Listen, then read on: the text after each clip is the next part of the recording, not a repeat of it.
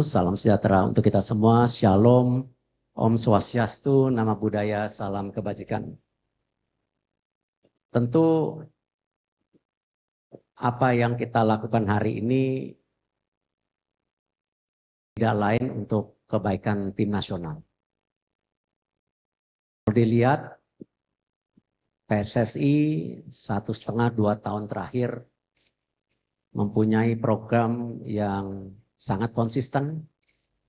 Kita bisa lihat bagaimana keseriusan kita membangun tim nasional putri, juga kejuaraan-kejuaraan untuk U17, U19. Kita lakukan semua dengan segala prioritas dan juga target-target yang kita lakukan secara bersama-sama. Dan kita lakukan secara transparan tanpa ada agenda tertutup.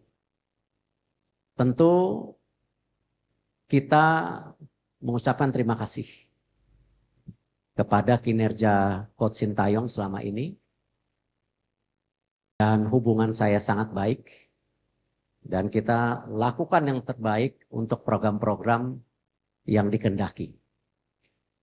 Tetapi tentu dinamika daripada tim nasional ini perlu juga menjadi perhatian khusus oleh kami dalam evaluasi.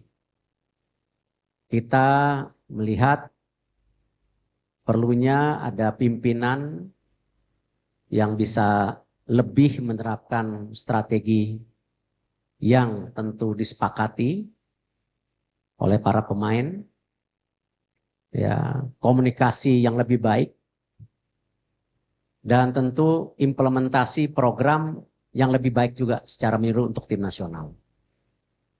Dan Pak Marji sudah ketemu Coach Sintayong tadi pagi, dan Coach Sintayong sudah menerima ya surat menyuratnya. Nanti tentu ada proses yang berikutnya mengenai hubungan kita yang sudah berakhir, dan saya mengucapkan sekali lagi terima kasih.